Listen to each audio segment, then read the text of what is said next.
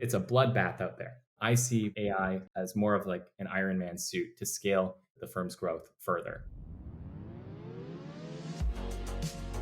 Welcome to Personal Injury Mastermind. I'm your host, Chris Stryer, founder and CEO of Rankings.io, the legal marketing company the best firms hire when they want the rankings traffic cases other law firm marketing agencies can't deliver. Do me a favor and hit that follow button right now to subscribe.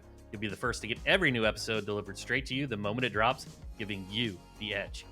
On these special toolkit episodes, we dive deep into conversations with the leading vendors in the legal sphere, the masterminds behind the technologies, services, and strategies to help law firms not just survive, but thrive in today's competitive landscape. This is Toolkit Thursday on PIM, your weekly guide to staying sharp in the legal world. Let's get started. In the cutthroat world of personal injury law, the stakes are high and the competition is fierce. To come out on top, firms need every advantage they can get. That's where Raymond Mieszaniec and his powerhouse startup EvenUp comes in. Ray is the visionary co-founder of EvenUp, the AI-powered platform changing the demand letter game. It's the tool for securing lightning-fast resolutions and jaw-dropping settlements for clients. EvenUp is increasing transparency in an industry of closed-door settlements and has quickly become the secret weapon of choice for PI attorneys across the country. Ray shares his battle-tested strategies for ramping up case velocity, transforming your team in a squad of legal superheroes, and running a lean, mean, profit-generating machine. Here's Ray, COO and co-founder at EvenUp. When I was younger in 2004, my dad was in a catastrophic motor vehicle accident. And so it was a runaway shooter, tried to kill his girlfriend, shot her, went on a high-speed police chase. And as he was going down the highway, this is at 5 a.m. in the morning, my dad's crossing the intersection, and this gentleman rips my dad's car in half. That left my dad with a permanent disability for the rest of his life. And then we went through, the trials and tribulations of like the next 3 years trying to settle for a fair settlement. Ultimately, this is not something I knew back then, but something that I learned now is a lot of the data that is available to the public or available to attorneys to access is typically, public jury verdicts, right? And only 3% of these cases actually go to trial. And so 97% of these cases actually settle in favor of the plaintiff outside of court. But the question is, how much? Nobody knows, right? And so that was something very interesting to kind of learn about. And then learning further where my co-founder, Sam, he's a former defense counsel, but basically he enlightened me with like, just this information in terms of how the dark side works and like what's the claims process of the dark side. And so talking about the different tools or softwares that the defense uses, like Colossus and Claims IQ, all of these softwares are basically like where insurance carriers would pool together their data into one place and collectively use that data to lowball the crap out of everybody on the plaintiff side. But when you think about the plaintiff attorneys that we work with, they're all sitting on their own data and they don't necessarily share all of this data. There is no transparency there. And the reason for that is because a lot of folks are competitive with one another, right? Long story short, EvenUp, it's in our name, but we want to serve as that Switzerland where everybody can pull their data together into one place, and we can use that to raise all ships to even up the playing field in terms of giving transparency to what cases are selling for behind closed doors. I love how you mentioned that. That's immediately what I was thinking of as like the rising tides type of scenario. It's just better for everyone with the more data it consumes as opposed to that real competition where there's a zero sum games type of scenario. EvenUp ingests and analyzes, millions of pages and medical documents every single week, and we got that system built out. So, what comes out on the other end when medical records are put into the system? How much time are you actually saving clients from that perspective?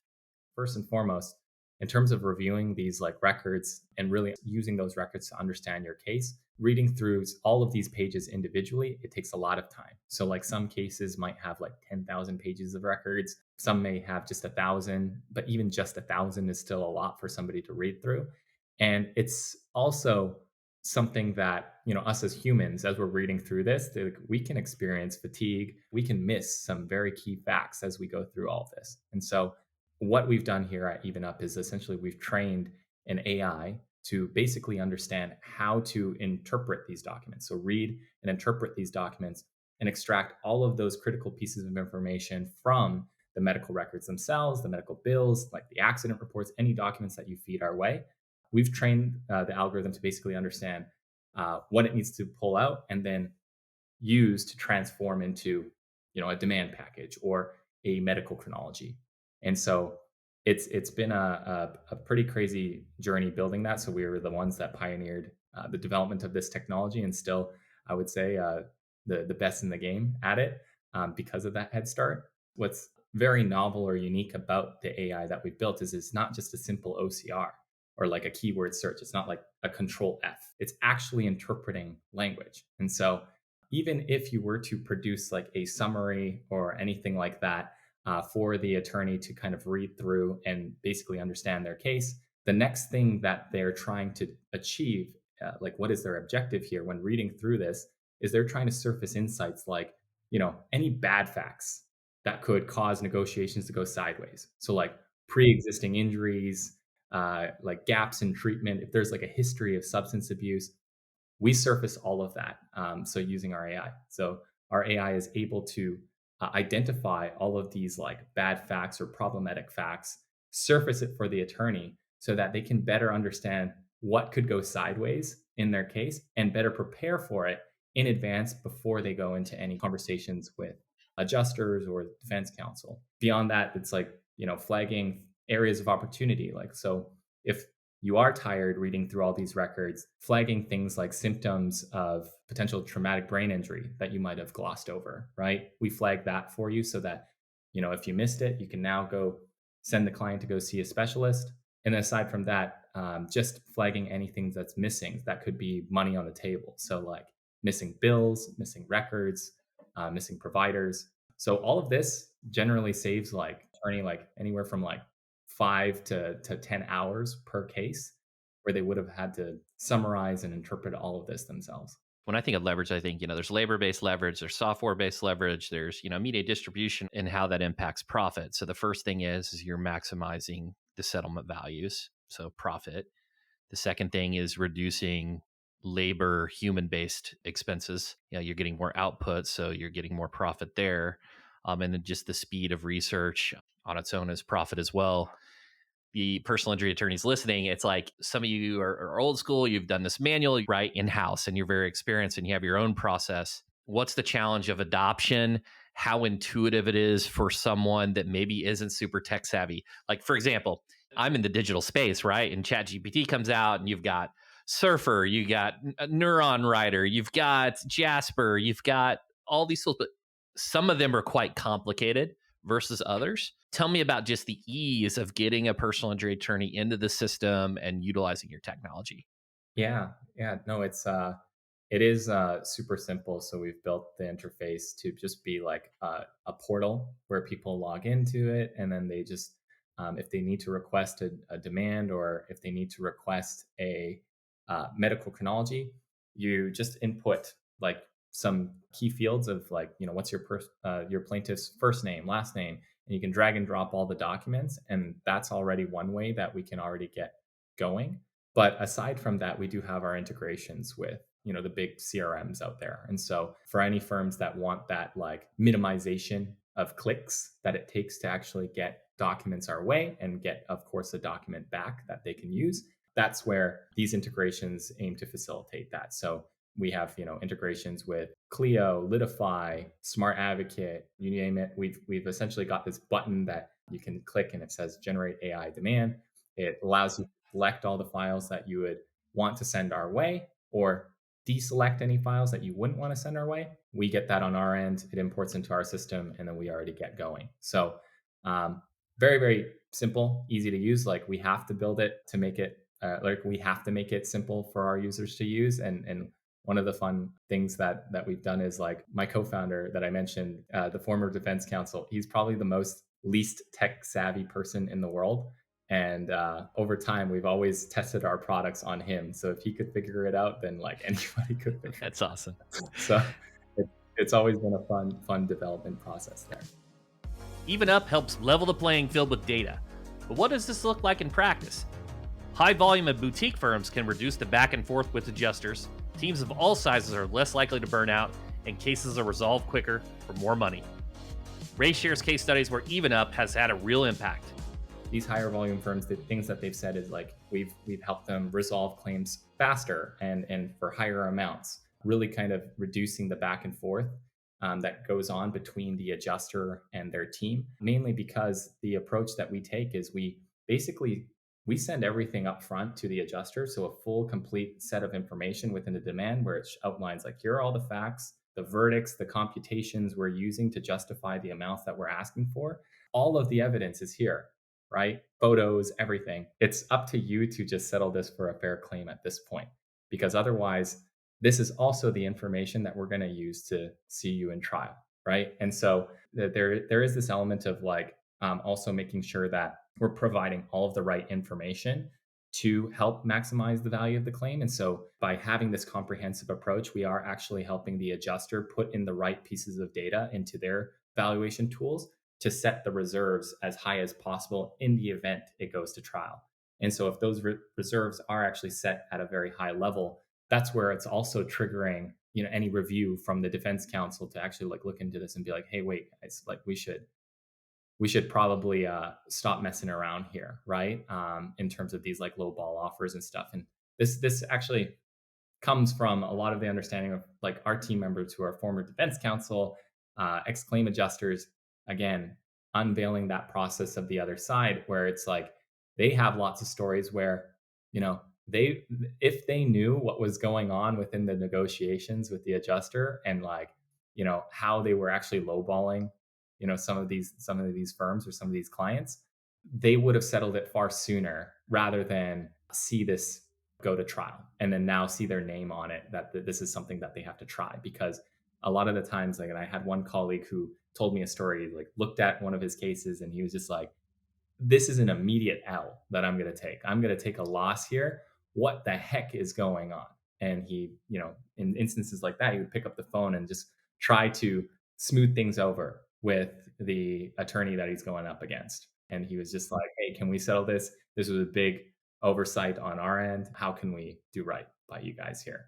And so I wouldn't always say it. Like, I know there are some folks on the other side who maybe take their job very, very seriously, but I would say that there are some good humans out there on the other side too, just trying to make sure they do the right thing for plaintiffs as well. So kind of taking that approach, helping to maximize the value of the claim. So settle for higher amounts faster is one element. The other piece, as it relates to some of these growing firms, is one of the biggest challenges law firms face today is the fact that they can't find great talent.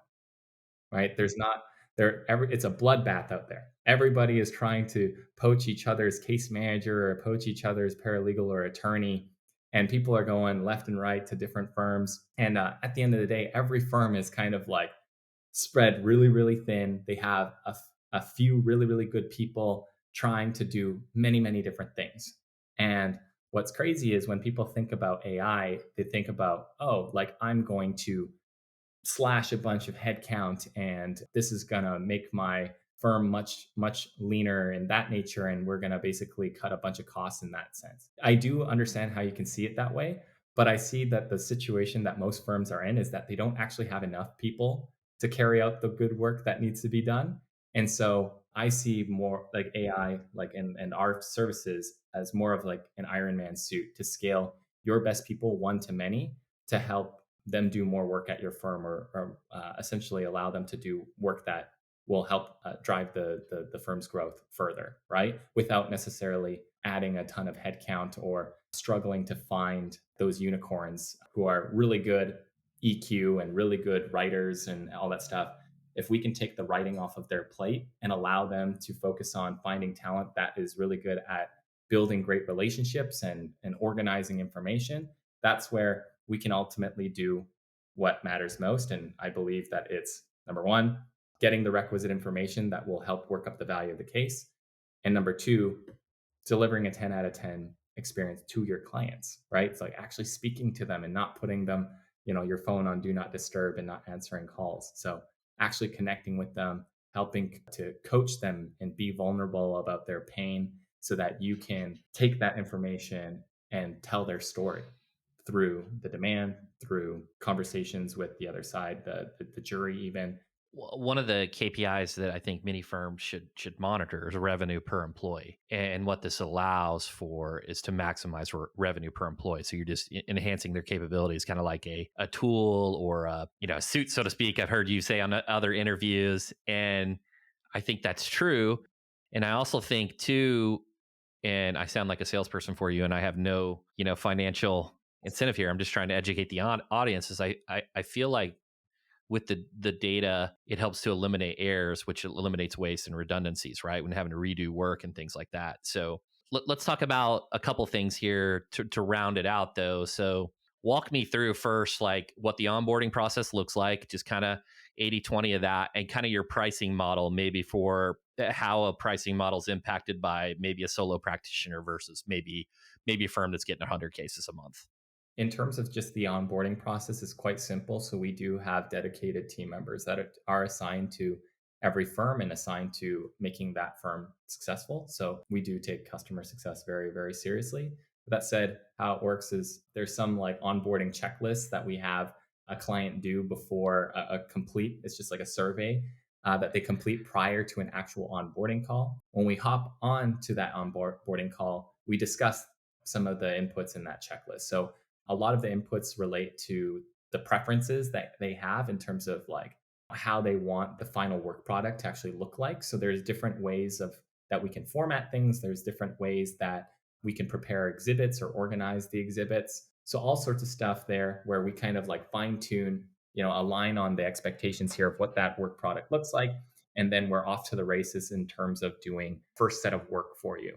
Now, once we actually complete that first set of work for you, that's where we would hop on a call and we also kind of review if there's any changes you'd like to make or anything that you got that you looked at and you're like, hey, if I were to do this myself, I probably would have written it a little bit differently and so forth.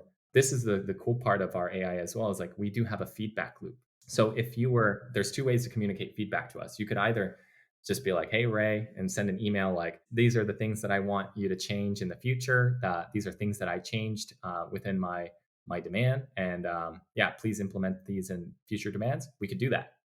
The second way is if the firm actually just sends us the final version they ended up sending out, we can take that and we can actually track the changes there. And then we can input what those changes were into the demand generator that we have.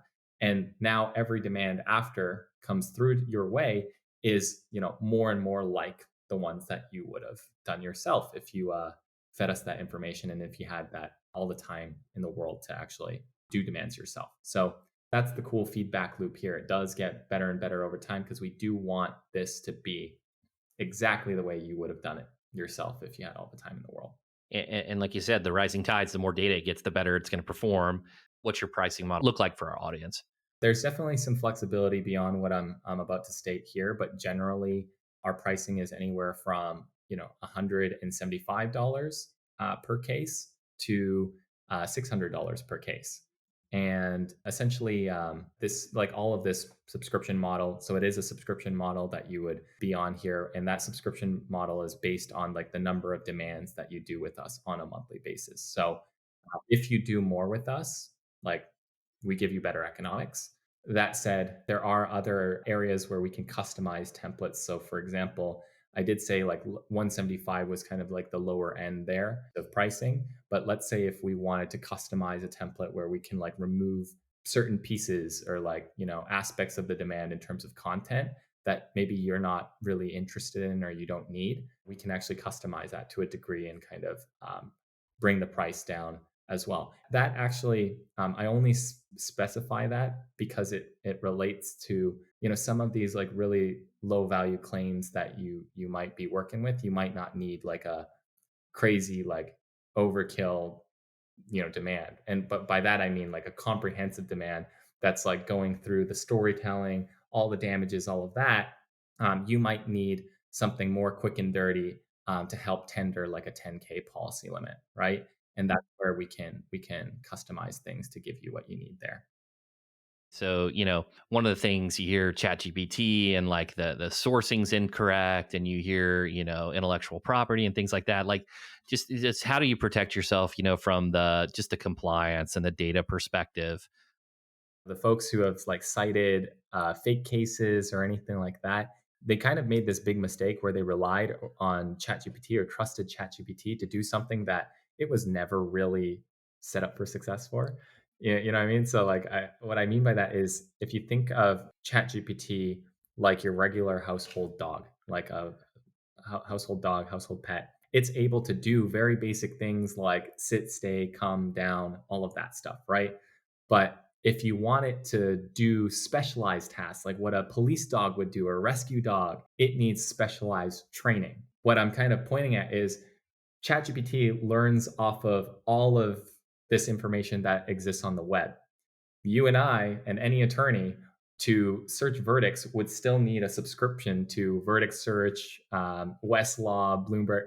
This isn't publicly available, so there's no way that ChatGPT would have had access to that kind of information to even cite in the first place. Otherwise, I think LexisNexis and Westlaw and stuff like that would be pretty upset with that, right? And so that you just can't expect it to produce that kind of output. And so one thing that's really cool with EvenUp is the reason why our AI can actually cite verdicts that are relevant to your case. So we actually have our own AI that is able to pick verdicts based on, the most relevant verdicts based on injury, treatment, jurisdiction down to the county level, as well as who you're going up against. And it's able to cite those verdicts in the demand itself for you.